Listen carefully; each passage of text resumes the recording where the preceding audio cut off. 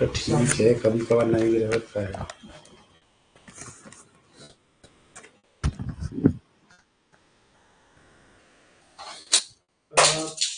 फसलते पता पड़ रहा है घर में धरिए तो आमदनदारी है। यस, मेघा रानी, अंकित कुमार। चलिए भाई, और भी आ जाने दीजिए सभी को। यस, श्रुति, सालू, चलो चलो जल्दी जल्दी आ जाओ, और भी बच्चा लोग।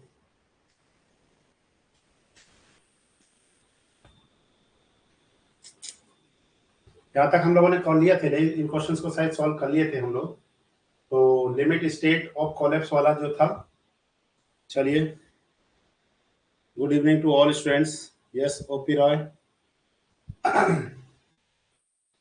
आज हम लोग कोशिश करेंगे ज्यादा से ज्यादा चीजों को सॉल्व करने का, ठीक है ना। कोड भी है हमारे पास में, कोड आप भी के पास भी होगा। जितने भी पॉइंट्स हैं उन सभी को यहाँ पे क्या कर लेंगे, डिस्कस कर लेंगे। चलिए, okay okay okay. Yes, good evening good evening. तो ये क्वेश्चन तो हम लोग ऑलरेडी सॉल्व कर चुके हैं, ठीक है ना। तो आप सभी को इसका डाटा रिजल्ट क्या होगा सभी को याद होगा। तो जब भी 415 ग्रेड होगा तो डायरेक्ट आप आंसर बता सकते हैं, क्या होगा, 0.48 डी होगा। और इस केस में भी हमने बहुत अच्छे से एक्सप्लेन किया था, और मैंने आपको बताया भी था कि ये एक इंपॉर्टेंट क्वेश्चन है। इसमें हमारा टोटल जितना भी कंसेप्ट हैं, सारे कंसेप्ट क्या होते हैं, क्लियर हो जाते हैं, ठीक है ना। जितने भी कंसेप्ट थे सारे सारे कंसेप्ट क्लियर हो जा रहे हैं। तो यहाँ पे हमारे पास जो एक्स यू था और एक्स यू मैक्स, आप सभी को पता है एक्स यू मैक्स जो होता है वो 0.53 डी, 0.52 डी और 0. कितना था, सॉरी 0.52 नहीं होता है, 0.48 डी, 0.46 डी, ठीक है स्टूडेंट्स। और ये जो एक्स यू था इसका रिजल्ट था 0.87 F Y A S T upon में हमारे पास क्या था बताओ जल्दी से, 0.36 एफ सी के, और क्या था हमारे पास बी था। तो हम लोगों ने ये क्वेश्चन ऑलरेडी सॉल्व कर लिया है। इसका आंसर आ रहा था हमारे पास D option is the correct answer, ठीक है। चलिए, at the spacing of stirrups, आप सभी को पता है कि जो हमारे पास stirrups, spacing of stirrups of a simply supported beam is more, तो किस पे होता है, एट द मिड स्पैन पे मैक्सिमम होता है। इन्हें आर से beam area of steel is increase, अगर एएसटी इंक्रीज करेगा तो जो हमारे पास है न्यूट्रल एक्सिस डेप्थ वो क्या करेगा, डाउन करेगा, नीचे की तरफ जाएगा। ये क्वेश्चन था स्टूडेंट्स, ये क्वेश्चन भी ऑलरेडी हमने पढ़ लिया था। A continuous beam is deemed to be deep beam when the ratio, ये जो हमारे पास रेशियो है स्टूडेंट, जल्दी जल्दी से आंसर बताते जाएगा जो जो आपको क्वेश्चंस का आंसर पता है। यस, 99 का सी। 101 का आंसर बताओ जल्दी से, 101 का आंसर बताओ, क्या आंसर आएगा फास्ट।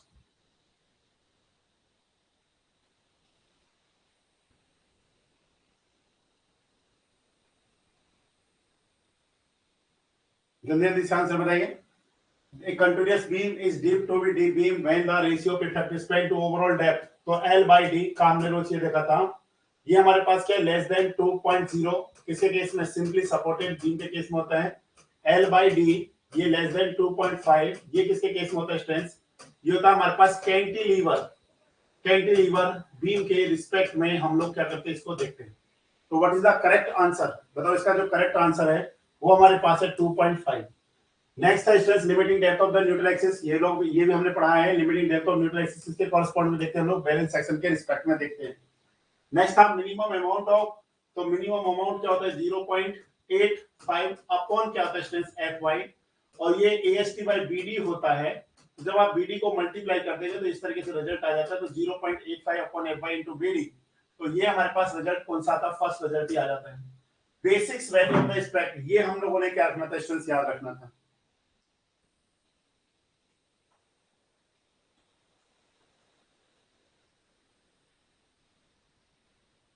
ठीक है।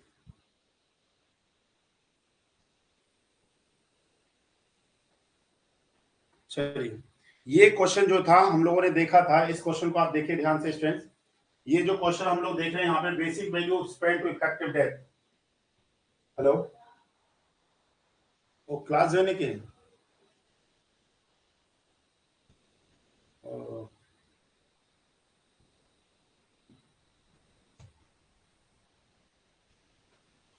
चलिए स्टूडेंट्स,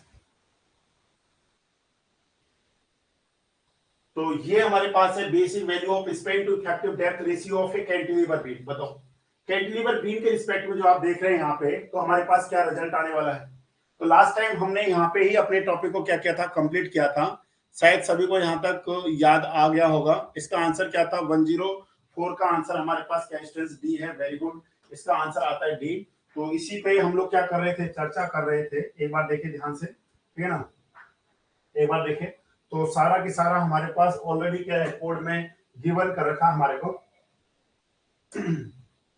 तो कोड में हमारे को देखिए यहाँ पे गिवन कर रखा है, ये हमारे पास है। अभी हम लोग इसको यहाँ से क्रॉप कर ले रहे हैं और आपको सारा सारा कुछ दिखा दे रहे हैं। इस पॉइंट पे हम लोगों ने लास्ट टाइम क्या किया था, डिस्कशन भी किया था। देखिए ध्यान से, ये हमारे पास है। तो इसमें हम लोगों ने देखा था द वर्टिकल, देखिए ध्यान से, द वर्टिकल डिफ्लेक्शन लिमिट्स में generally assumed to be satisfied provided that the span to depth, तो स्ट्रेस यहाँ पे जो स्पेन टू डेप्थ है L/D जो रेशियो होता है, basic value span to effective depth ratio. अब इंपॉर्टेंट पॉइंट इज दिस कि जो स्पेन होता है स्ट्रेस वो कितने मीटर तक होता है, 10 मीटर तक होता है। तो यहाँ पे हम लोग जो देख रहे हैं यहाँ पे span to effective depth ratio in case of the cantilever beam ये वैल्यू होता है 7, सिंपली सपोर्टेड के केस में होता है 20 और कंटिन्यूअस बीम के केस में क्या होता है हमारे पास 26 होता है। ध्यान देना, डिफ्लेक्शन के केस में हम लोग देखते हैं। पर अगर स्पेन लेंथ, ये तो वैल्यूज कब वैलिड है, जब हमारे पास स्पेन लेंथ 10 मीटर तक का है। अगर स्पेन लेंथ 10 मीटर से ज्यादा का है, पर उस केस में हमको ध्यान देना है कैंटिलीवर बीम को कंसीडर नहीं करते हैं। उस केस में हम लोग सिंपली सपोर्टेड और कंटिन्यूअस बीम को हम लोग क्या करके चलते हैं, कंसीडर करके चलते हैं। तो वहां पे हमारे पास आंसर आएंगे 20 और 26, ठीक है ना। तो यहाँ पे फॉर स्पेन अबव 10 मीटर, जैसे सपोज एग्जाम में क्वेश्चन पूछा भी जा सकता है ऑब्जेक्टिव में, अगर स्पेन हमारे पास जैसे कि 20 मीटर का है, तो मतलब अगर 20 मीटर का Spain, it means what, Spain length जो है वो 10 मीटर से ज्यादा है। तो उस केस में हमारे पास L/D रेशियो क्या होगा, तो उस केस में हम लोग क्या कहेंगे, जो भी हमारे पास वैल्यूज आ रही है 7, 20, 26, तो 7 वाला तो नहीं लेंगे क्योंकि 7 तो कैंटिलीवर के रिस्पेक्ट में। तो सिंपली सपोर्टेड कंटीन्यूअस में हम इन वैल्यूज को किससे मल्टीप्लाई कर देंगे, 10 बाय स्पेन से क्या कर देंगे, मल्टीप्लाई कर देंगे। For span above 10 meter, the values of A, ये values जो A में दे रखी है, may be multiplied by 10 by span in meters, except for cantilever मतलब कैंटिलीवर बीम को कंसीडर नहीं करके चलते हैं। एक पॉइंट और हमने देखना है स्टूडेंट्स, यहाँ पे देखे ध्यान से, ठीक है। एक पॉइंट और हमने ध्यान से देखना है, वो हमारे पास पॉइंट है स्टूडेंट्स, ये 2 पॉइंट्स है, ठीक है, डिफ्लेक्शन के रिस्पेक्ट में।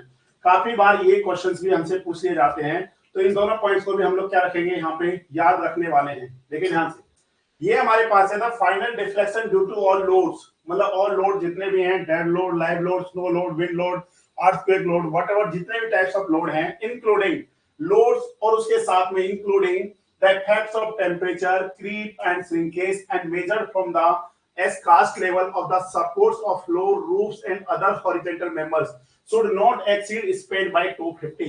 ध्यान देना स्पेन, ये हमारे पास है स्पेन बाय 250, ठीक है स्टूडेंट्स, 250। मतलब ये किसका वैल्यू है, this is the value of final deflection.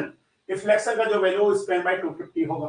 But second case क्या है, deflection including the effects of, मतलब अगर हम लोग लोड को कंसीडर नहीं करते हैं तो खुद से बताओ हमारे पास डिफ्लेक्शन कम आएगा या ज्यादा आएगा।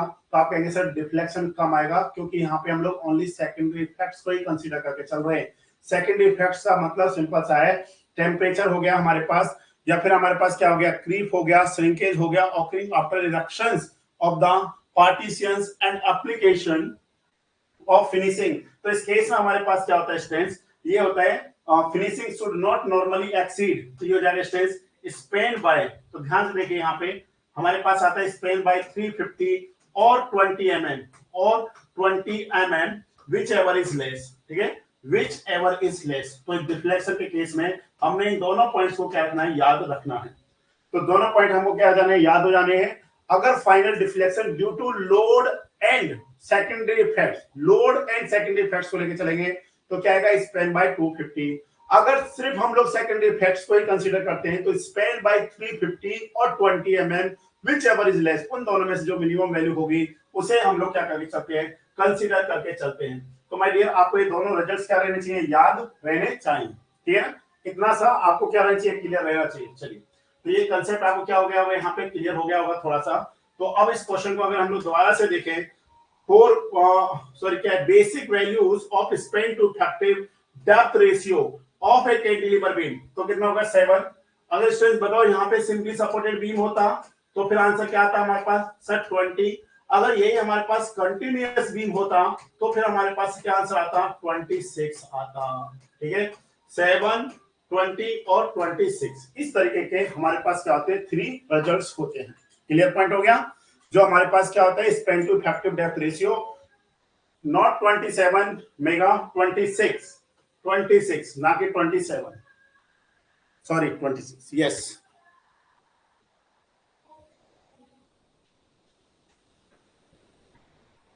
चलिए स्टूडेंट्स अब हम लोग नेक्स्ट क्वेश्चन की तरफ क्या करते हैं मूव कर रहे हैं।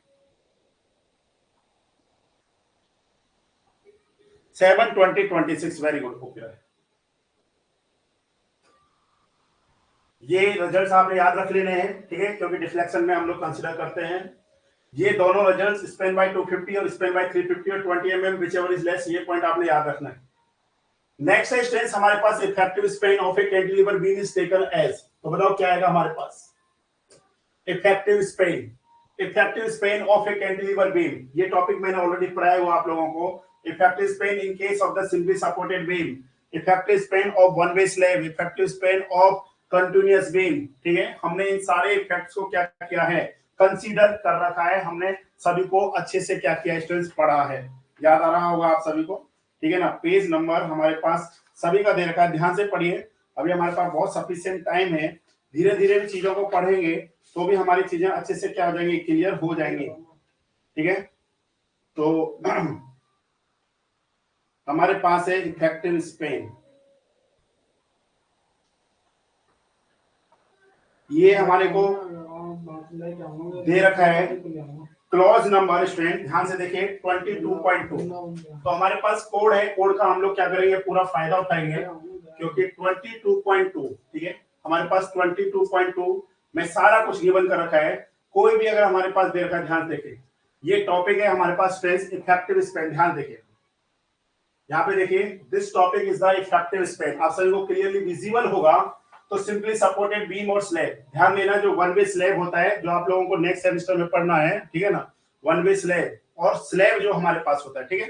तो यहाँ पे हम लोग देख रहे हैं सिंपली सपोर्टेड बीम और slab the effective span of a member that is not built internally with its support shall be taken clear span plus effective depth of slab और बीम और centre to centre of the support whichever is less. दो ही आपसे पूछे जा सकते हैं और मैं दोनों की दोनों को आपको क्या कर देता हूं एक बार जस्ट एक्सप्लेन कर देते जस्ट वेट 1 सेकंड लगेगा आपको अच्छे से समझ में आ जाएंगी चीजें जिससे आपको ऐसे भी नहीं लगेगा कि क्या समझा दिए सर। ठीक है ना ध्यान से देखिए।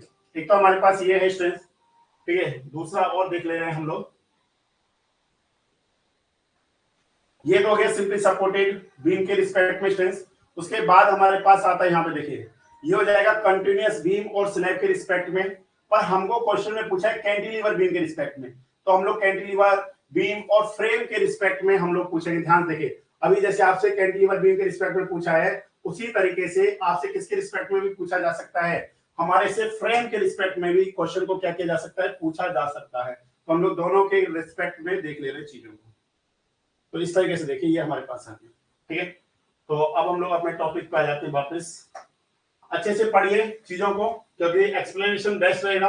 तो 4 नंबर का क्वेश्चन आएगा तो आप इजीली सॉल्व कर सकते हैं कैसा भी क्वेश्चन आए। इफेक्टिव स्पेन क्या होता है देखिए हम लोगों ने जब हम लोग बीम में क्वेश्चन सॉल्व कर रहे थे ठीक है सिंपली सपोर्टेड ये क्या कहते हैं सिंगली रिइंफोर्समेंट बीम के क्वेश्चन सॉल्व कर रहे थे तो बार बार हमको क्या कर रहे थे प्रॉब्लम क्रिएट हो रही थी। तो अभी हम लोग उस कंसेप्ट को फिर से समझने की कोशिश करते हैं।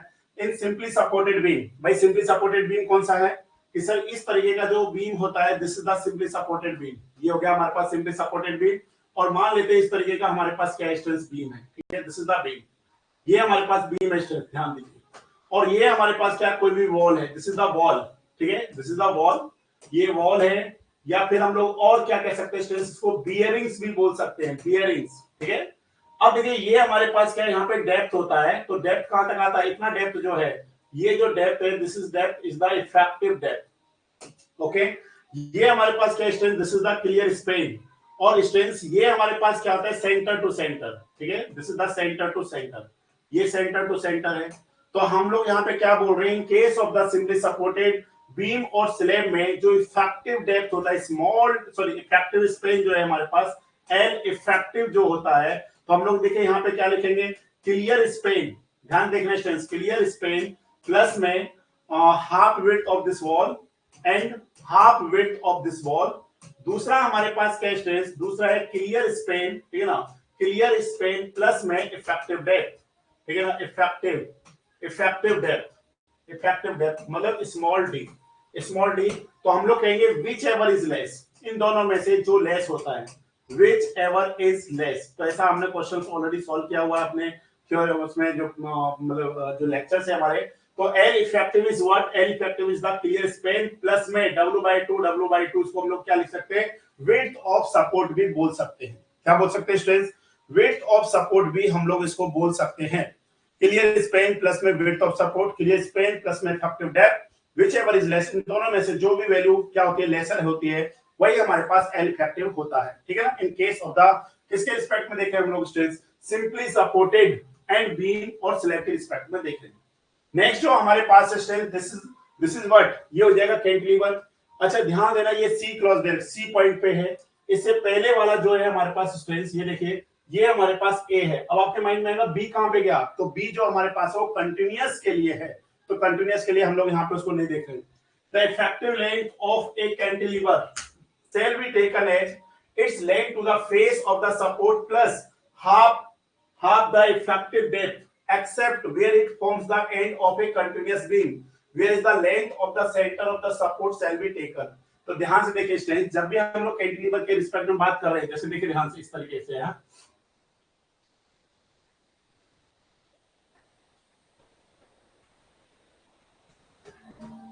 इस तरीके से अगर हम लोग देखने की कोशिश कर रहे हैं, तो स्टूडेंट्स हम लोग क्या करेंगे, यहां से लेके चलेंगे, this is the face of the support, ठीक है।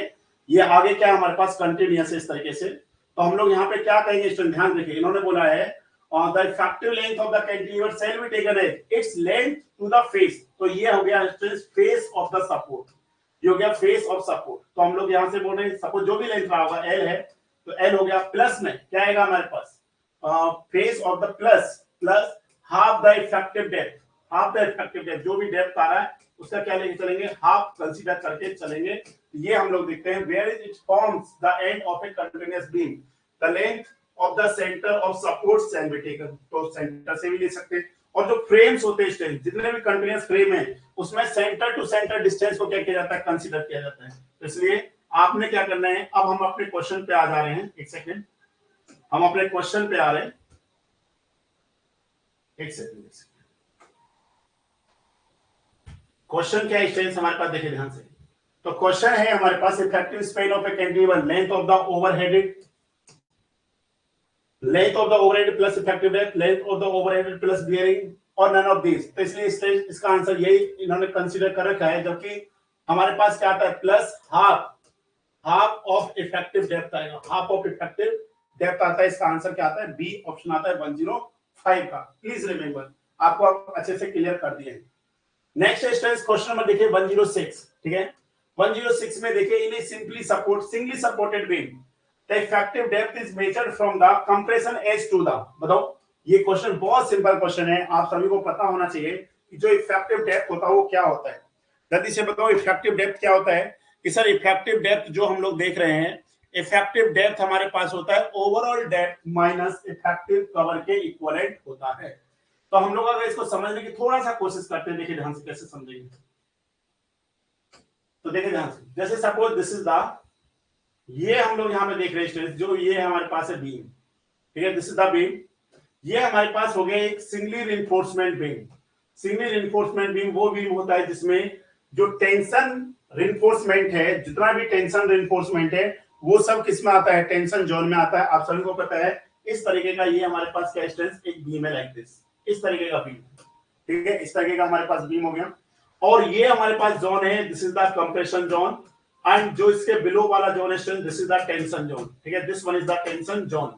ओके स्टूडेंट्स, अब आपने ध्यान देना है कि ये जो डेप्थ है, this is the overall depth, ये जो हमारे पास क्या हो गया, overall depth, this is the D.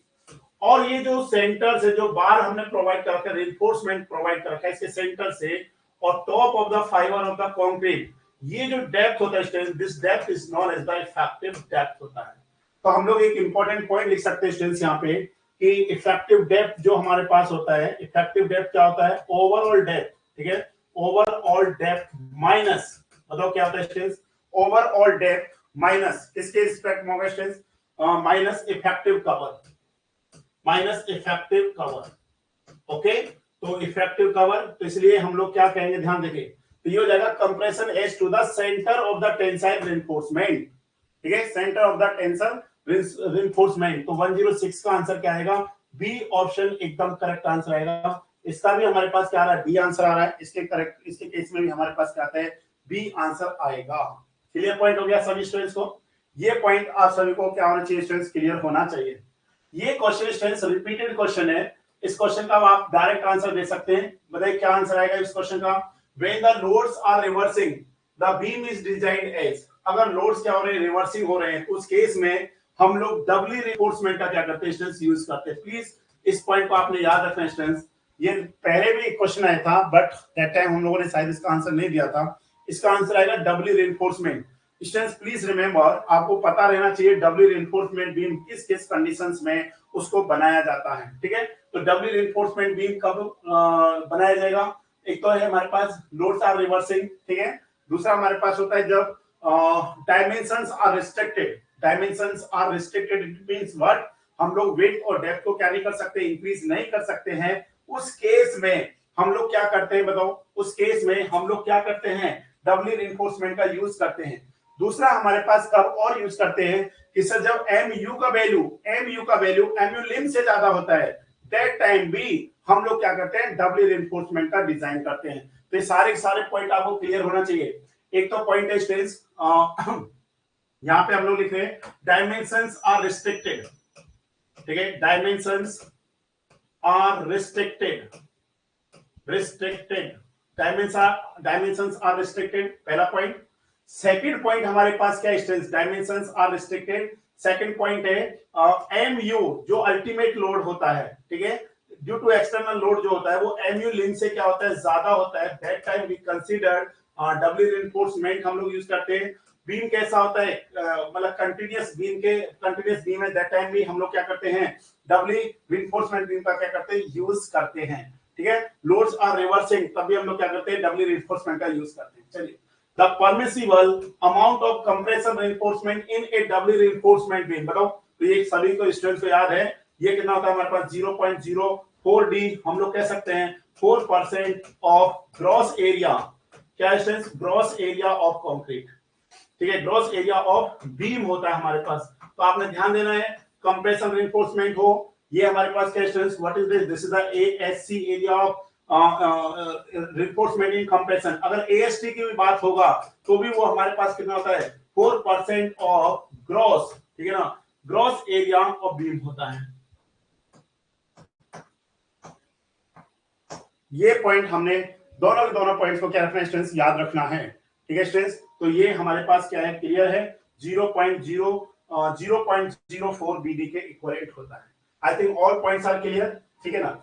एक एक पॉइंट क्लियर रहेगा स्टूडेंट्स, ये ध्यान दीजिए, हमेशा ऑब्जेक्टिव से सब्जेक्टिव लिखना बहुत इजी होता है, ठीक है ना, ऑब्जेक्टिव से सब्जेक्टिव लिखना बहुत इजी होता है। और जो लोग भी जैसे एसएससी की तैयारी करते हैं, एसएससी पहले प्री देते हैं, उसके बाद मेंस देते हैं, जिन लोगों का प्री मजबूत होता है उनका मेंस ऑटोमेटिकली मजबूत हो जाता है। क्यों, क्योंकि वहां पे ऑब्जेक्टिव क्वेश्चन कब सॉल्व होता है, जब आपका थ्योरी मजबूत होता है। तो सोचो, जिसका ऑब्जेक्टिव मजबूत है उसका थ्योरी ऑटोमेटिकली मजबूत है, थ्योरी मजबूत है तो ही ऑब्जेक्टिव मजबूत है उसका। तो कभी भी एसएससी मेंस में प्रॉब्लम नहीं आता है बच्चों को। चलिए, ये हम लोगों ने पढ़ लिया स्टूडेंट्स इफेक्टिव स्पेल के बारे में, ये हम लोगों ने पढ़ लिया, ठीक है, इसको सभी को आप देखिएगा। अब आप बताइए स्टूडेंट्स, चलिए अब हमारे पास है डबली रिइंफोर्समेंट बीम्स आर प्रोवाइडेड, तो ये तो अब आप सभी को याद हो गया, क्या, dimensions are restricted, beam is continuous, loads are eccentric, जब इसेंट्रिक होगा नेचर क्या हो जाता है, चेंज हो जाएगा, ठीक है। तो ये हमारे पास क्या, all of the above is the correct answer, all of the above is the correct answer. Next है स्टूडेंट्स हमारे पास the anchorage value of a 90 degree hook edge. तो स्टूडेंट्स हम आपको कोड में लेकर के चलेंगे, 109 का ए नहीं डी आएगा,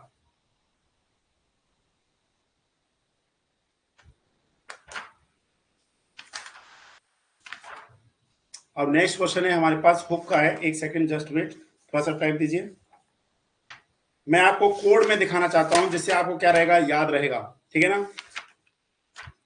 ये दूसरी तीसरी बार क्वेश्चन आया शिवम, एक ही क्वेश्चन को हमने बार बार नहीं करना है, क्योंकि बार बार करने से कोई बहुत सारी चीजें तो क्लियर होती नहीं है, ठीक है स्टूडेंट्स। तो अब हम लोग देखते हैं कुछ पॉइंटों को, जैसे कि क्लॉज नंबर 26.2.22 पे हम लोग चल रहे हैं, ठीक है। क्लॉज नंबर देखिए, ध्यान से देखते जाइए, क्या बेनिफिट होते हैं क्लॉजेस के पढ़ने के, देखते जाइए आप। ओके, ऑलरेडी है हमारे पास, ठीक है।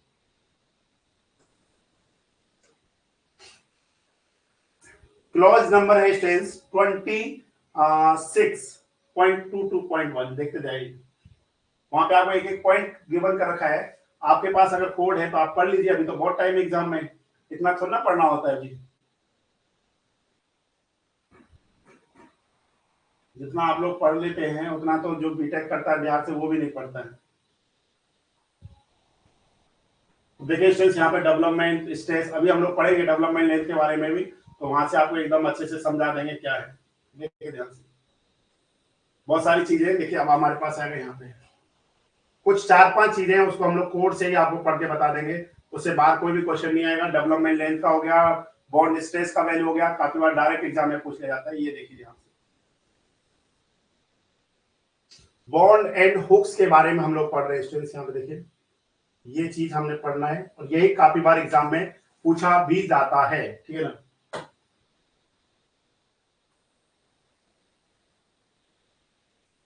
ऑब्जेक्टिव क्वेश्चंस यहां से ही हमारे पास क्या है, बन जाएगा। देखिए ध्यान से स्टूडेंट्स, अब आप अपने क्वेश्चन को देखिए ध्यान से, क्वेश्चन से देखिए, क्लॉज नंबर देखिए, ये पीडीएफ आपको अवेलेबल होगा, तो वहां पे आपको सारा मिल जाएगा। एग्जाम का लास्ट नाइट जब होगा, 6 तारीख को पेपर है, 5 तारीख को पीडीएफ को पढ़िएगा, एक में ज्यादा 1 घंटे में आपको पूरा रिवीजन हो जाएगा, ठीक है ना। चलिए क्वेश्चन क्या था, देखिए ध्यान से, the anchorage value of a 90 degree, ध्यान देखिए क्वेश्चन बोल रहा है the anchorage value of a 90 degree hook is, तो कितना है, 12 5 16 5 8 5 और 15 5। तो अब हम अपने क्लोज पे आते हैं। क्लोज क्या कहता है, देखिए एक तो होता है स्ट्रेस बैंड, ठीक है, बैंड जो है, the anchorage value of bend shall be taken as 4 times diameter. ध्यान देना, इस पॉइंट पे हमने क्या करना है, बहुत ज्यादा फोकस करना है, 4 टाइम्स डायमीटर ऑफ द बार, ठीक है ना, 4 times, 4 times the diameter of the bar for each 45 degree. ये बहुत इंपॉर्टेंट पॉइंट है, फॉर ईच 45 डिग्री बेंड। अगर बताओ 90 डिग्री बेंड है, अगर 90 डिग्री बेंड है तो बताइए क्या वैल्यू होगा इनकरेज का। अगर 45 पे 4 टाइम्स डाया है तो 90 डिग्री पे कितना आ जाएगा सर, यहाँ पे 85 हो जाएगा। अगर यही हमारे पास 135 डिग्री पे अगर हम लोग बेंड करते हैं तो फिर हमारे पास कितना आ जाएगा कि सर 12.5 हो जाएगा। अगर हम लोग उसको कितने पे करते हैं, यू शेप बना देते हैं, उसका हुक बना देते हैं, ठीक है, bend subjected to a maximum 16 times the diameter of the, भाई मैक्सिमम कितना हो सकता है, 16 टाइम्स होता है, और 16 टाइम्स कब होता है, जब वो हुक्स बन जाता है। The anchorage value of a standard you type hook, इस तरीके का जब यू टाइप हुक बनता है तो उस केस में एनकरेज जो वैल्यू होता है वो कितना होता है, 16 times of the diameter of the बार के क्या होता है, इक्वल लेंथ होता है। ये सभी पॉइंट्स आपने क्या रखने हैं, याद रखने हैं। Anchorage value of bend shall be taken as 4 times the diameter of the bar for each 45 degree पे। 45 डिग्री पे कितना होगा 45, 90 पे कितना होगा 85, 135 पे कितना हो जाएगा बताओ, 135 पे कितना होगा सर, 135 पे हमारे पास हो जाएगा 12.5, और 180 डिग्री पे कितना हो जाएगा, 180 डिग्री का मतलब होता है वापस से मुड़ करके आ जाना, उसी को हम लोग स्टैंडर्ड यू शेप हुक्ड बोलते हैं। उस केस में एनकरेज वैल्यू जो होता है वो किसके बराबर होता है, वो 16.5 के बराबर होता है, ठीक है, किसके बराबर होता है, 16.5 के बराबर होता है। तो इस पॉइंट को हमने क्या रखना है, याद रखना है। चलिए तो अब हम लोग आते हैं नेक्स्ट केस पे। नेक्स्ट है स्ट्रेंथ हमारे पास, तो what is the correct answer, ये हो जाएगा strength standard, standard U shape, ठीक है, और ये हो जाएगा 135 डिग्री पे, 15.5 कुछ नहीं होता है, ठीक है। चलिए नेक्स्ट है एट और नियर द मिड स्पेन, ध्यान देखिए, एट और near the mid span the bending moment is maximum. आप सभी को पता है, देखिए कैसे कि भाई अगर हमारे पास कोई भी एक सिंपली सपोर्टेड बीम है लाइक दिस, इस तरीके का सिंपली सपोर्टेड है, और इस पे अगर यूडीएल लोड आता है तो इसके कारण हमारे पास suppose small W kilo newton पर मीटर का है, जब आप इसका बेंडिंग मोमेंट डायग्राम बनाइएगा तो उस तरीके से बनाते हैं हम लोग, ध्यान से देखिए इस तरीके से बेंडिंग मोमेंट बनाते हैं। इसका बेंडिंग मोमेंट डायग्राम कैसे बनता है, कुछ इस तरीके से बनता है। जो मैक्सिमम मूवमेंट आता है वो कहां पे आता है स्टूडेंट्स, एट मिड स्पेन पे आता है, WL²/8 के इक्विवेलेंट आता है। Maximum movement is developed eight the mid span of the beam. अब आप देखिए ध्यान से, जो मिड में मैक्सिमम मूवमेंट डेवलप हो रहा है, तो यहाँ पे जो क्रैक्स डेवलप होंगे वो कैसे क्रैक्स होते हैं, वो फ्लेक्सुरल क्रैक्स होते हैं। इन फ्लेक्सुरल क्रैक्स को क्या करना है हमने, फ्लेक्सुरल जो फ्लेक्सुरल क्रैक्स है इनको रोकने के लिए जो हमने क्या कर रखा है, मेन रिइंफोर्समेंट, ठीक है, जो भी टेंशन सब आ रहा है उसको लेने के लिए। अब आपने ध्यान देना है, जो हम लोग क्या करते हैं, ध्यान देखिए, मतलब जैसे यहाँ पे मैक्सिमम मूवमेंट है, पर जैसे जैसे हम लोग सपोर्ट्स की तरफ मूव कर रहे हैं तो मूवमेंट का वैल्यू क्या होता जा रहा है, कम होता जा रहा है। अगर मूवमेंट का वैल्यू कम होते हुए जा रहा है तो हमने जो यहाँ पे बार यूज करेंगे, सपोज हमने यहाँ पे 4 बार्स यूज कर रखे, तो भाई यहाँ पे तो 4 बार्स की इसलिए जरूरत थी क्योंकि सेंटर पे तो जो मूवमेंट है वो मैक्सिमम है, पर जैसे जैसे हम लोग क्या कर रहे हैं, सपोर्ट्स की तरफ जा रहे हैं तो मूवमेंट कम होते जा रहा है। तो बताओ हमको फिर 4 बार की क्या जरूरत है, तो उस केस में या तो कर्टेलमेंट कर देते हैं, मतलब कट कर देते हैं, दूसरा कुछ बार्स को हम लोग बेंट अप कर देते हैं। तो पॉइंट आपने क्या करना है, ध्यान देना है, ठीक है। तो इस केस में द नियर और mid span the bending moment is maximum, so cracks are, जो क्रैक्स है स्ट्रेंथ, ध्यान देना, क्रैक्स आर वर्टिकल। कैसे होते हैं स्ट्रेंथ, क्रैक्स जो होते हैं वर्टिकल्स होते हैं, और these cracks are known as the flexural cracks. इन क्रैक्स को क्या बोलते हैं, फ्लेक्सुरल क्रैक्स। ध्यान देखिए कैसे होगा, ध्यान समझना कैसे। जैसे ये हमारे पास बीम है लाइक दिस, इस तरीके का बीम है स्ट्रेंथ, इस तरीके का बीम है, प्लीज अच्छे से समझना, कोशिश करूंगा कि आपको समझ में आ जाएगा अच्छे से, नो डाउट, ठीक है। इस तरीके से हमारे पास बीम है, ठीक है, इस तरीके का हमारे पास बीम है, इसमें जो क्रैक्स डेवलप हो रहे हैं वो इस तरीके से हो रहे हैं। जैसे जैसे हम लोग क्या करेंगे, सेंटर की तरफ जाएंगे, ये क्रैक्स कैसे होने लगते हैं, वर्टिकल्स होने लगते हैं लाइक दिस, देखिए ध्यान से, इस तरीके के, ठीक है, इस तरीके के क्रैक्स होते हैं। जो सेंटर में क्रैक्स है, प्लीज रिमेंबर, जो सेंटर में क्रैक्स है, ठीक है, इसमें क्रैक्स है, जो सेंटर में क्रैक्स हैं, these cracks are vertical, vertical cracks है, वर्टिकल क्रैक्स, ठीक है। ये पॉइंट आपको क्या रखना है, याद रखना है। वर्टिकल कैसे हमारे पास क्रैक्स है, these cracks are the flexural cracks. और देखिए जैसे हम लोग इधर जाएंगे, देखिए इसका अगर हम लोग बनाते हैं इस तरीके से डायग्राम, इस तरीके से अगर हम लोग डायग्राम बना रहे हैं तो इसका एसएफडी डायग्राम इस तरीके से बनता है, तो इसका बीएमडी डायग्राम कैसे बनता है, इस तरीके का बनता है। जो नियर द सपोर्ट्स क्रैक्स हो रहे हैं ये किसी कारण होते हैं, ड्यू टू शियर फोर्स, ठीक है। नियर द सपोर्ट जो क्रैक्स डेवलप होते हैं, near the support cracks are developed due to shear force, but at the mid span cracks are developed due to bending moment. क्योंकि देखिए यहाँ पे shear force है ही नहीं, तो शियर फोर्स है ही नहीं तो क्रैक्स कैसे डेवलप हो जाएगी। तो यहाँ पे हम लोग क्या करते हैं, इसीलिए आपने देखा होगा जो मैक्सिमम रिइंफोर्समेंट होता है, मैक्स रिइंफोर्समेंट होता है, वो at the centre of the beam होता है। जैसे हम लोग बीम के सपोर्ट की तरफ जाते हैं तो बीम का जो टेंशन रिइंफोर्समेंट है वो कम होने लगता है। आप देखिए, पढ़िए, क्वेश्चन जो करा रखे हैं वहां पे 50% हम लोग क्या करके चलते हैं, कम करके चलते हैं, जो हमारे पास रिइंफोर्समेंट होता है, ठीक है। अब next stage, shear reinforcement is provided in the form of, तो बताओ जो शियर रिइंफोर्समेंट है उसको किस किस फॉर्मेट में प्रोवाइड करते हैं। एक तो होता है वर्टिकल स्टीरअप्स, एक होता है स्टेज बेंट अप बार्स, दूसरा होता है इंक्लाइंड स्टीरअप्स। आंसर आएगा इसका डी, इसका आंसर आएगा डी, इसका आंसर आएगा स्टेज ए। बोथ क्वेश्चंस, मतलब जितना भी क्वेश्चंस है बहुत अच्छे क्वेश्चंस हैं। ये क्वेश्चंस तभी क्लियर होंगे जब हमारे कंसेप्ट्स एकदम अच्छे से क्या होंगे, स्ट्रेंथ्स क्लियर होंगे। 112 का डी, वेरी गुड।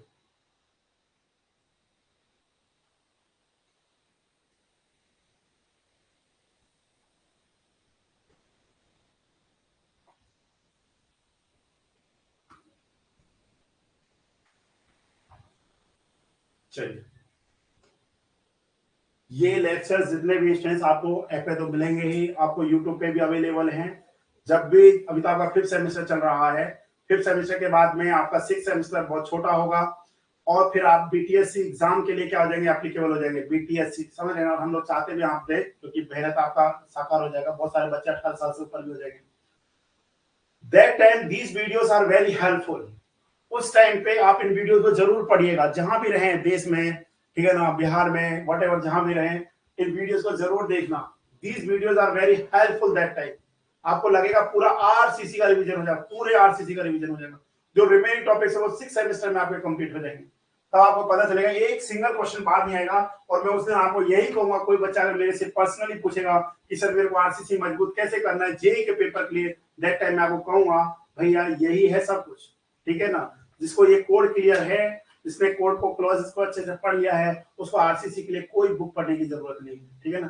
तो इसलिए चाहे वो आपका सेमेस्टर एग्जाम हो, चाहे वो आपका जेई का पेपर हो, इवन आपको कभी जब जो बच्चा बीसीसीएल थ्रू बीटेक करेगा उसके लिए भी कोड ही इंपॉर्टेंट है।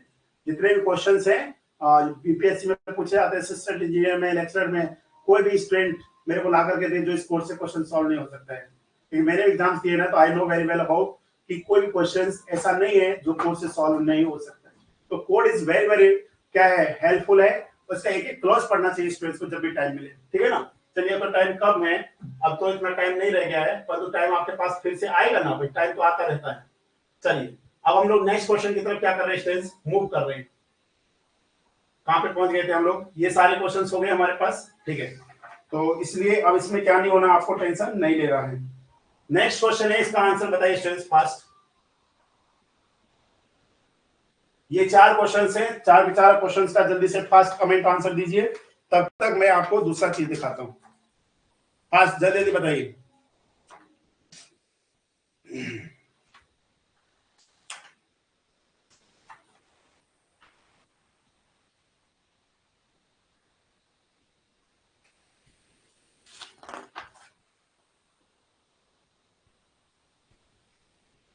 यस 113 का ए, वेरी गुड, मिनिमम होता है, बिल्कुल सही बात है।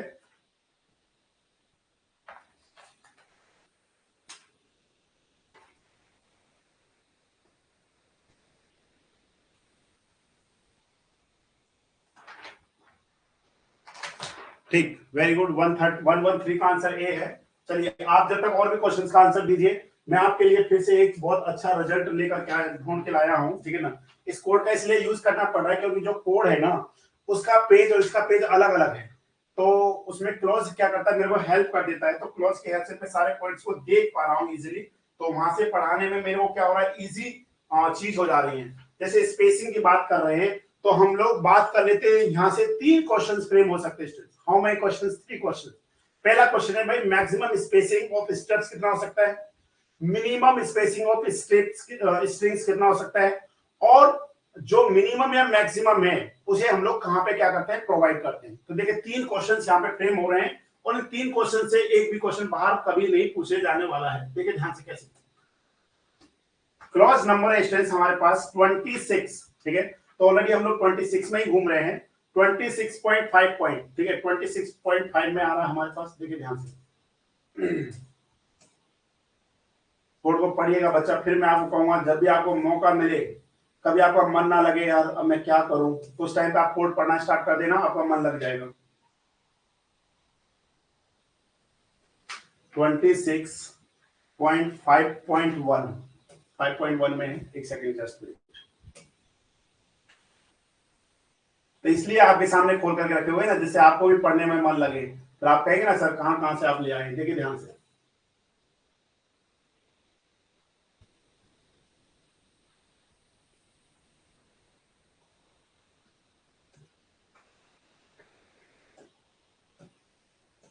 एक मिनट सर, जस्ट एक सेकंड लगेगा, उसके बाद में आपको 3 के तीनों क्वेश्चंस का आंसर एकदम अच्छे से मिल जाएगा, आप आराम से पढ़ सकते हैं, ठीक है ना। इसी पे बेस्ड क्वेश्चंस पूछे हुए हैं हमसे कई सारे, ठीक है ना। कई सारे क्वेश्चंस को हमसे यहाँ पे पूछा गया है, ठीक है।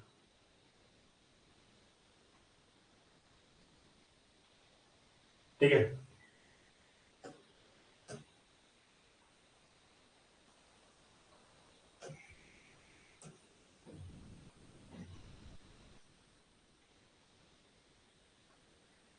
बस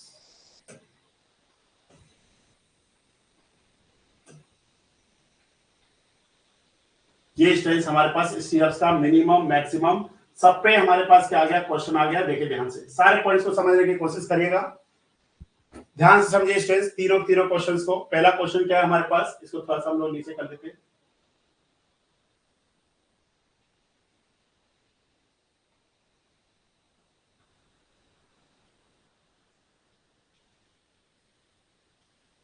ओके, देखिए पहला क्वेश्चन है स्टूडेंट्स, पहला पॉइंट है हमारे पास मैक्सिमम स्पेसिंग। एक बार ध्यान देख लीजिए, maximum spacing of A shear reinforcement. तो मैक्सिमम देखिए हमारे पास जो स्टीरअप्स है वो तीन तरीके का हो सकता है, या तो फिर वो वर्टिकल हो सकता है, इंक्लाइन हो सकता है, या बेंट अप बार। तीन ही तरीके से हो सकता है, वर्टिकल, इंक्लाइन और हमारे पास कैसा हो सकता है, बेंट अप बार हो सकता है। तीन ही केस हो सकते हैं। पहला पॉइंट, तो maximum spacing of A shear reinforcement measured along the axis of the member shall not exceed, please remember, अगर हमारे पास सेल नॉट एक्सीड का मतलब होता है इससे ज्यादा नहीं हो सकता 0.75 डी। ये ध्यान से देखिए 0.75 D for the vertical स्टीरअप्स। Vertical स्टीरअप्स के केस में स्टूडेंट्स हम लोग 0.75 डी से ज्यादा नहीं ले सकते। एंड डी, डी जो हमारे पास है डी, डी मतलब effective depth for the inclined stirrups at 45 degree. जो 45 डिग्री पे क्या है, इंक्लाइंड है, उस केस में मैक्सिमम स्पेसिंग हम लोग कितना ले सकते हैं, D. But in case of the vertical steps में मैक्सिमम स्पेसिंग कितना हो सकता है, 0.75 D, where D is the effective depth of the section. Under consideration in no case, please remember, under consideration in no case shall no case shall be the spacing exceed 300 mm।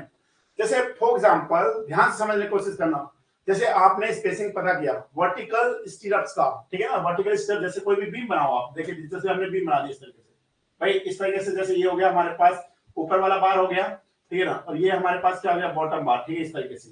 अब हमने यहाँ पे क्या कर रखे, reinforcement provide कर रखे, ध्यान देखिए इस तरीके से हमने क्या कर रखे, स्टीरअप, ये वर्टिकल स्टीरअप्स है, ठीक है, वर्टिकल स्टीरअप्स है, इस तरीके से हमने वर्टिकल स्टीरअप्स प्रोवाइड कर रखे लाइक दिस।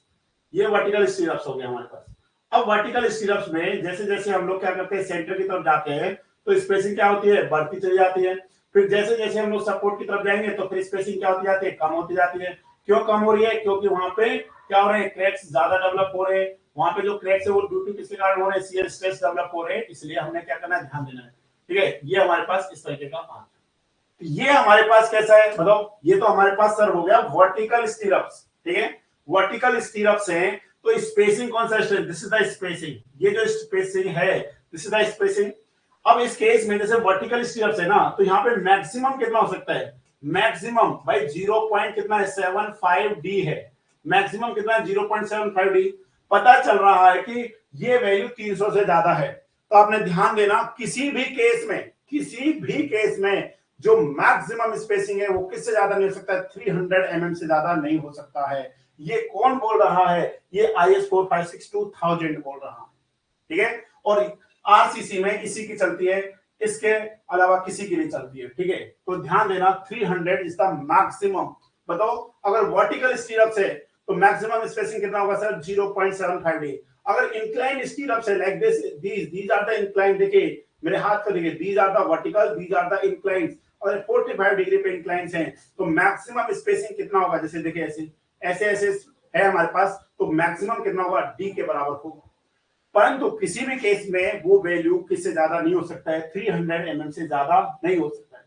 और जो minimum shear reinforcement distance, minimum shear reinforcement in the form of स्टीरअप shall be provided such ASB, क्या है स्टूडेंट्स हमारे पास, ये फॉर्मूला है हमारे पास, ASB मतलब area of shear reinforcement, divide में क्या आएगा, B upon SB greater than equal to 0.4 upon में 0.87 FY। तो यहां से हम लोग मिनिमम स्पेसिंग पता करेंगे, मैक्सिमम यहां से, मिनिमम हम लोग यहां से पता करेंगे। अब हम अपने क्वेश्चन पे आ रहे हैं वापस, तो क्वेश्चन क्या कह रहा है, इसको ध्यान देखिए, the spacing of स्टीरअप्स near the support, बताओ नियर द सपोर्ट क्या होगा, minimum.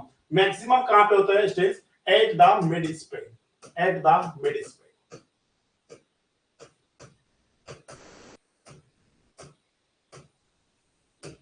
Eight the mid Spain पे क्या होगा, मैक्सिमम होगा।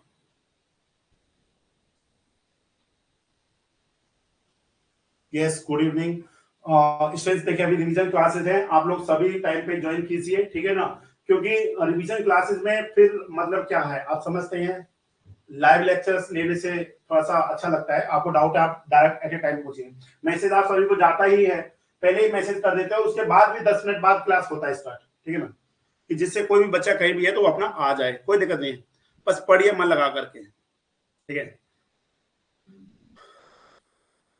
सभी लेक्चर्स को पढ़ लीजिएगा। सभी स्टूडेंट्स को समझ में आ रहा है? Any doubt? किसी भी स्टूडेंट्स को कोई प्रॉब्लम? सालू, रोपी राय, शिवम, मनोहर, रिया, अमृत और जो भी स्टूडेंट्स हैं बताओ। सभी स्टूडेंट्स को समझ में आ रहा है ना? गजब तरीके से पढ़ो यार, मन लगा करके पढ़ो, इतना पढ़ो कि हमारी क्या है, आत्मा भी कांपने लग जाए। चलो, next is the minimum length of bar which must be embedded in concrete to develop full stress is called as। भाई देखिए, ये हमारे पास क्या है, कोई भी एक ब्लॉक है, कंक्रीट ब्लॉक लाइक दिस, इस तरीके का हमारे पास क्या है, कंक्रीट ब्लॉक है। और इस कंक्रीट ब्लॉक में हमने क्या कर रखा है, एक रिइंफोर्समेंट है हमारे पास। वो रिइंफोर्समेंट के साथ सर्कुलर है लाइक दिस, इस तरीके से। एक हमने क्या कर रखा है, इसमें रिइंफोर्समेंट है, इस तरीके से सर्कुलर रिइंफोर्समेंट है, ठीक है ना। और इसको हमने क्या कर रखा है, एम्बेडेड कर रखा है किसके अंदर, एक कंक्रीट ब्लॉक के अंदर लाइक दिस, इस तरीके से। क्या हमारे पास कंक्रीट ब्लॉक है लाइक दिस, ठीक है, इस तरीके का कंक्रीट ब्लॉक है, ठीक है, ये आपको पता है। This is the symbol of the concrete. कभी आप एग्जाम दीजिएगा कोई अच्छा सा, तो वहां पे आपको पूछ लिया जाता है कि भाई ये सिंबल किसका है, तो ये कंक्रीट का सिंबल, इस तरीके से हमने कंक्रीट बना दिया। तो स्टेज जितना लेंथ इसके अंदर पेंट मतलब एम्बेडेड है, ये जो लेंथ है, this length is known as the, इस लेंथ को हम लोग बोलते हैं एलडी। क्या बोलते हैं स्टेज? This length is known as the LD. This is known as the development length, development length. क्या बोलते हैं डेवलपमेंट लेंथ। और यहाँ पे हमने क्या लगा रखा है, टेंशन फोर्स लगा के इस तरीके से इसको बाहर की तरफ खींच रहे हैं, मतलब हम लोग इस तरीके से खींच रहे हैं इसको। अब इसमें इतना इसको इंसर्ट किया जाता है, इतना इसके अंदर इसको मतलब क्या कर दिया जाता है, एम्बेडेड कर दिया जाता है, पेंटेड कर दिया जाता है, मतलब अंदर की तरफ लगा के रखते हैं कि अगर हम लोग ऐसे खींचे तो ऐसे बाहर ना आ जाए। क्यों? क्योंकि देखिए यहाँ पे क्या डेवलप हो रहा है, ध्यान देखिएगा स्ट्रेस, यहाँ पे बॉन्ड स्ट्रेस डेवलप होता है। क्या होता है? बॉन्ड स्ट्रेस डेवलप होता है इस पे, इस तरीके का। क्या डेवलप हो रहा है? बॉन्ड स्ट्रेस डेवलप होता है। तो बॉन्ड स्ट्रेस जो है, this is what, this is the tau BD. क्या डेवलप होता है? Bond stress is developed at, जो हमारे पास क्या है, सरकमफेरेंस ऑफ द रॉड पे होता है। इसको होता है सरकमफेरेंस ऑफ द रॉड पे होता है, ठीक है, सरकमफेरेंस ऑफ द रॉड पे क्या डेवलप होता है, टाउ बीडी होता है।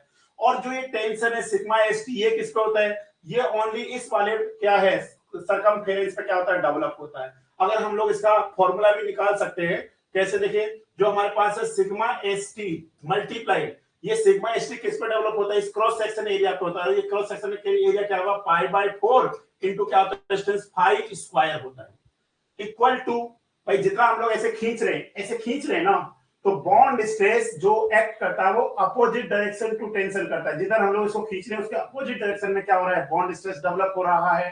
तो बॉन्ड स्ट्रेस किस पे डेवलप हो रहा है, सपोज ये पेन, यही रॉड है, तो इस रॉड के चारों तरफ इतने लेंथ पे क्या डेवलप हो रहा है, बॉन्ड स्ट्रेस डेवलप हो रहा है। तो बताओ यहाँ पे जो स्ट्रेंथ होगा वो कितना हो जाएगा, कि सर ये हो जाएगा pi into 5, this is the circumference. Length कितना है, एलडी, और क्या डेवलप हो रहा है, टाउ बीडी डेवलप हो रहा है। क्या हो रहा है, टाउ बीडी डेवलप हो रहा है। तो बताओ यहाँ से अगर आपको एलडी का वैल्यू पता करना है तो कैसे पता करेंगे, कि सर देखिए एक पाई से पाई कैंसिल हो जाएगा, यस और नो सर, पाई से ये पाई कैंसिल हो जाएगा। अगर हमको एलडी का वैल्यू पता करना है, what is the LD, LD का मतलब क्या होता है, development length, it is equivalent what, ये हो जाएगा सर 5 मल्टीप्लाई में सिग्मा एसटी डिवाइड में हमारे पास क्या आ जाएगा सर, ये हो जाएगा 4 टाइम्स ऑफ टाउ बी। ध्यान देना, ये रिजल्ट आप लोगों ने अभी तक पढ़ा होगा, ये रिजल्ट पढ़ा था ना डेवलपमेंट लेंथ का फॉर्मूला। पर सर हमने तो दूसरा फॉर्मूला पढ़ा था, हमने फॉर्मूला पढ़ा है 0.87 fy 5 अपॉन में 4 times of tau BD. Sir ये फॉर्मूला हमने पढ़ा है। यस स्टूडेंट्स, ये भी फॉर्मूला है। तो जो अच्छा स्टूडेंट समझदार होगा वो आंसर भी जस्ट बता देगा। बताओ इस फॉर्मूले को यूज किस में करते हैं, सर इसे हम लोग एलएसएम में यूज करते हैं, लिमिट स्टेट मेथड में यूज करते हैं। This formula used in LSM and this formula used in WSM, working stress method में यूज करते हैं। सिर्फ डिफरेंस किसका है, वहां पे परमिसिबल स्ट्रेस को लिया जाता है और वहां पे 0.87 FI को लिया जाता है। बस इतना सा डिफरेंस है, बाकी कोई भी डिफरेंस नहीं है, ठीक है, बाकी सब कुछ क्या है, सेम है, एकदम प्रॉपर है, ठीक है। चलिए, तो आंसर क्या आएगा, आंसर आ जाएगा development length. Bond can be increase bye, अब देखिए ध्यान से, जो टाउ बीडी है, ये जो बॉन्ड है बिटवीन कंक्रीट एंड स्टील, ठीक है, आप जो लेक्चर्स देखे होंगे वहां पे तो मैंने आपको समझाया हुआ है प्रॉपरली। अगर आपने लेक्चर्स पढ़े होंगे चैप्टर यूनिट 4 के, तो वहां पे एक एक पॉइंट को समझाए हुए हैं हम कि कौन कौन से बॉन्ड्स बनते हैं, पहले कौन ब्रेक करता है या पहले कौन डेवलप होता है, वहां पे एक एक पॉइंट को समझाए हुए हैं। तो स्टूडेंट्स इसका आंसर आ जाएगा डी ऑप्शन, प्रॉपर क्यूरिंग होना चाहिए। अगर भाई वाटर कम हो गया, खुद से सोचो, अगर वाटर कम हो गया तो सीमेंट का कंप्लीट हाइड्रेशन नहीं होगा। अगर कंप्लीट हाइड्रेशन नहीं है तो वहां पे कभी भी जो हमको स्ट्रेंथ चाहिए उसे कभी भी हम लोग क्या नहीं कर सकते, अचीव नहीं कर सकते। हाँ या ना, बिल्कुल बताओ। दूसरा है यूजिंग डिफॉर्म्ड बार। बताओ, अगर हम लोग डिफॉर्म्ड बार को यूज करते हैं तो डेवलपमेंट लेंथ कितने परसेंट से इंक्रीज कर जाता है। जब भी हम लोग क्या करते हैं स्टूडेंट, ध्यान से देखिए, जब भी हम लोग क्या करते हैं, यस ये हमारे को already mention in this code, वो भी मैं आपको दिखाऊंगा, अभी इस पॉइंट को अभी मैं बता भी देता हूं। For deformed bar conforming to IS 1786 these values shall be increase by 60%। अगर हम लोग डिफॉर्म्ड बार का यूज करते हैं तो bond strength is increased by the 60%। कितने परसेंट से बढ़ जाता है स्ट्रेंथ? 60% से इसका वैल्यू क्या कर जाता है स्ट्रेंथ, बढ़ जाता है। कितने परसेंट से इंक्रीज कर जाता है? 60% से इंक्रीज करता है, ठीक है ना। अगर बार किस में होते हैं स्ट्रेस, कंप्रेशन में होते हैं, तो दीज वैल्यू जो बॉन्ड स्ट्रेस का वैल्यू होता है वो टेंशन में अगर यूज कर रहे होते हैं और कंप्रेशन में, तो वो कितना परसेंट बढ़ता है? 25% बढ़ता है। ध्यान से देखिएगा, इस पॉइंट को मैं अभी आपको जस्ट एक्सप्लेन कर देता हूं अच्छे से। तो डेवलपमेंट लेंथ का फॉर्मूला अगर आप भूल भी जाए तो इस तरीके से आप याद रख सकते हैं। देखिए यहां पे देखा development length, please remember LD in tension is given by, it is very important. तो बताइए क्या आंसर आएगा इसका? इसका आंसर आ जाएगा बी।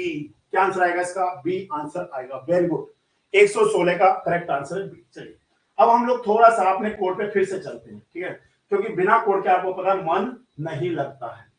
तो एक मिनट, जस्ट क्लॉज नंबर है 26 पॉइंट, ये हमारे पास है, यस 2, 26.2। एक सेकंड जस्ट आ जाएगा, बस यहीं पे रखा हुआ है। 26.5 हो गया। देखिए कोड कितना इंपॉर्टेंट है, एक भी क्वेश्चन कोड से बाहर नहीं रहता है। मैं आपको फिर कहूंगा कि अगर आपको बहुत जल्दी जूनियर इंजीनियर बनना है तो कोड से आप क्या करने जाओ, प्रेम कर लो, कोड को आप अपना क्या बना लो, फ्रेंड बना लो, क्योंकि जब हम लोग फ्रेंड बनाते हैं तो फिर हम उससे बहुत प्यार करते हैं। चलिए ओके फ्रेंड्स, कुछ चीजें, छोटी छोटी चीजें, इनको देखिए अभी मैं आपको यहाँ पे आपके सामने दिखा रहा हूँ, जस्ट वेट। अब देखिए यहाँ पे कुछ छोटे छोटे पॉइंट ऑलरेडी आपने पढ़ रखे होंगे, अगर आपने लेक्चर्स पढ़े हैं अच्छे से तो ऑलरेडी पढ़ रखे होंगे, बट फिर भी माई ड्यूटी, मेरा काम है आपका एक एक कंसेप्ट क्या करना, फिर से क्लियर करना, ठीक है ना। एक एक कंसेप्ट को हम लोग क्लियर कर देते हैं, इसी तरीके से हम आपको पूरा पढ़ाएंगे और मैं चाहूंगा कि आप बहुत अच्छे से मार्क्स लेकर के यार, ठीक है। चलिए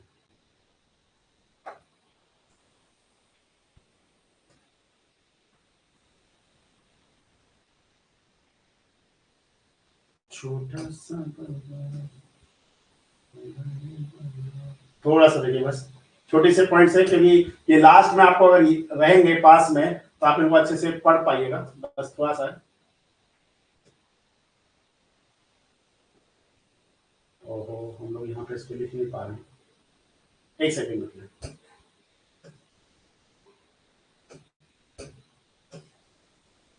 एक सेकेंड, एक second, just wait, just wait. थोड़ा सा क्या होता है ना, डिजाइन करना थोड़ा सा पड़ जाता है।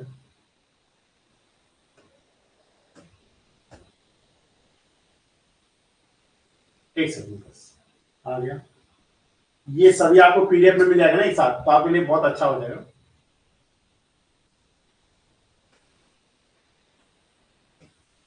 ओहो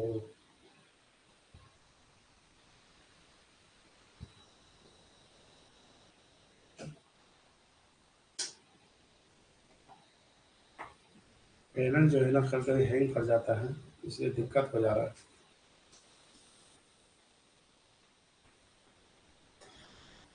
हाँ हाँ यस भाई, आ गया, ठीक है मिल गया। जैसे ही 55 मिनट होते हैं बेचारा पहले ही बोलता है कि अब बंद कर दीजिए क्या। ये स्टेंस याद रखना, ये डायरेक्ट आपको ऑब्जेक्टिव में पूछा जा सकता है। ये टेबल आपको नहीं भी देगा, वो डायरेक्ट आपसे पूछ सकता है, ठीक है। ये टेबल कभी कभी गिवन करके नहीं देता है, तो इसलिए इस टेबल को आपने क्या रखना है, ध्यान रखना है डाटा को, ठीक है, टाउ बीडी का जो वैल्यू है। चलिए बस हो गया काम सर। इसी पे बहुत सारे ऑब्जेक्टिव्स बन रहे हैं, इन सभी ऑब्जेक्टिव्स को हम लोग एक साथ यहाँ पे आपको समझा दे रहे हैं। बस देखिए ध्यान से, बस जी बस। ओके स्टूडेंट्स, देखिए ध्यान से, कई सारे ऑब्जेक्टिव्स बनते हैं इसमें, तो सारे ऑब्जेक्टिव आपके एक साथ में देखिए कैसे सॉल्व होंगे। देखिए ध्यान से, क्वेश्चन तो हमको क्लियर हो गया। क्वेश्चन तो ये था हमारे पास, the development length LD already clear है। अब इसमें देखिए आगे क्या है हमारे पास, development length of stress in the reinforcement, the calculated tension और compression in any bar at any section shall be developed on each side of the section by an appropriate development length or and encouraged by a combination thereof. Development length of the bar, the development length it is denoted by क्या होता है students, LD, इसे LD से denoted करते हैं, LD से, और formula है हमारे पास phi into sigma s upon में 4 times of tau BD, ये हमारे पास फॉर्मूला है। कंडीशन ये ध्यान देना, LD ये वैल्यू तब है जब बार इन टेंशन है। में बार कैसा है, तो ध्यान से समझना, वेरी इंपॉर्टेंट। जो बार हमने यूज कर रखा है बार, ये कैसा है, तो प्लेन बार है, मतलब कैसा बार नहीं है, डिफॉर्म्ड बार नहीं है, दिस इज अ प्लेन बार, मतलब माइल्ड स्टील है। दूसरा, ये हमने जो बार यूज कर रखा है इन टेंशन में, ये दो पॉइंट आपको अच्छे से क्लियर रहने चाहिए। बार कैसा है, प्लेन बार है। दूसरा बार कैसा है, जो हमारे पास क्या है, वो हमारे पास टेंशन में है, ठीक है। बार किसमें है, टेंशन में। चलिए अब यहाँ पे फाई क्या है, nominal diameter of the bar, clear है। सिग्मा एस जो हमारे पास होता है, sigma S T stress in bar at the section consideration design load, tau BD का मतलब होता है stress design bond stress is given, ये हमारे को टेबल में दे रखा है। अब नोट्स क्या दिए, the development length include anchorage value of the hooks in tension reinforcement, ध्यान देना टेंशन रिइंफोर्समेंट के केस में ले रहे हैं। For bar of the section other than circular, the development length should be sufficient to develop the stress in the bar by bond. अगर हमारे पास circular को छोड़कर और भी है तो वो भी क्या है हमारे पास यहाँ पे सफिशिएंट है। Design bond stress in limit state method for plane bar, please remember in tension, इसके लिए मैंने आपको पूरा ये समझाने की कोशिश की है, ध्यान देना माय डियर, प्लीज रिमेंबर, इस पॉइंट पर ध्यान देना। प्लेन बार इन टेंशन, क्या stress, plane bar in tension है। एक तो दो तरीके के बार हम लोग देख रहे हैं यहाँ पे, एक तो है हमारे पास स्ट्रेस प्लेन बार, ठीक है, प्लेन बार मतलब सिंपल, जो जिसका हम लोग क्या बना रहे हैं यहाँ पे, टाई मतलब लेटरल टाइज बनाते हैं, या हेलिकल रिइंफोर्समेंट मतलब वायर को बांधने के लिए जो यूज कर रहे हैं, जिसपे कोई भी मतलब क्या नहीं है, बिल्कुल स्मूथ जैसा है, ठीक है। और दूसरा हमारे पास होता है डिफॉर्म्ड बार, डिफॉर्म्ड बार। देखिए यहाँ पे और भी हमारे को इंफॉर्मेशन दे रखा है, तो देखिए टाउ बीडी, अब आप देखिए यहाँ पे M20 का यूज किया है, वाई M20 बताओ, कोई भी स्टूडेंट बता सकता है। हमने M15 पे क्यों नहीं टाउ बीडी का वैल्यू बताया, हमने M10 पे क्यों नहीं बताया, हमने मिनिमम M20 क्यों यूज किया, क्योंकि सर आरसीसी में minimum grade of concrete M20 use होता है, तो हम M20 पे ही बताएंगे ना, M15 पे कैसे बता सकते हैं, क्योंकि minimum grade of concrete used in case of the RCC M20 होता है, तो ये हमारे पास होता है मिनिमम ग्रेड, ठीक है, minimum grade of concrete used in RCC, इसमें यूज करते हैं मिनिमम ग्रेड ऑफ कंक्रीट, जिसे हम लोग आरसीसी में यूज करते हैं। अब देखिए जो design bond stress tau BD का वैल्यू है, M20 के लिए 1.2, M25 के लिए 1.4, देखिए ध्यान से 1.2, 1.4, 1.5, 1.7, 1.9, आप क्या करिए 0.2 से बढ़ाइए, बस एक बार आपने 1.5 करना है, और याद रखने का तरीका है यार 30 का आधा 15, बस 0.1 2 उधर 2 बढ़ा दीजिए, इस तरीके से याद रख सकते हैं, और भी जैसे याद रख सकते हैं। एक एग्जाम में स्टूडेंट्स काफी बार क्वेश्चन पूछा जाता है, जैसे हमारे पास क्या है, एक है हमारे पास जैसे माइल्ड स्टील, माइल्ड स्टील को कौन से कोड की हेल्प से पढ़ा जाता है स्टूडेंट्स, तो IS 432, प्लीज रिमेंबर IS 432। अगर आपको माइल्ड स्टील के बारे में स्टडी करना है तो कोड कौन सा हमारे पास IS 432 है, जिससे हम लोग each and every information about the mild steel पढ़ सकते हैं। बट स्टूडेंट्स एक क्वेश्चन और पूछा जाता है हमसे, अगर हमको डिफॉर्म्ड बार के बारे में पता करना है, और ये काफी बार एग्जाम में क्वेश्चन पूछा गया डिफॉर्म्ड बार, तो स्टूडेंट्स ये कौन सा कोड है, ये है IS व्हाट, ये हो जाएगा हमारे पास 1786, ठीक है, जो IS 1786 है, IS 1786, ये हमको किसके बारे में इंफॉर्मेशन बताता है? ये डिफॉर्म्ड बार के बारे में इंफॉर्मेशन देता है। और जब भी हम लोग डिफॉर्म्ड बार का यूज करते हैं किसी जगह पे, अगर हम लोग डिफॉर्म्ड बार का यूज कर रहे हैं किसी जगह पे, प्लेन बार की जगह पे, tau BD increased by 60%, it means what? देखिए ध्यान से, फिर क्या फॉर्मूला होगा हमारे पास? किसका हमारे पास फॉर्मूला जाएगा? फॉर्मूला क्या है? LD का। ध्यान देखिए, LD का फॉर्मूला क्या होगा?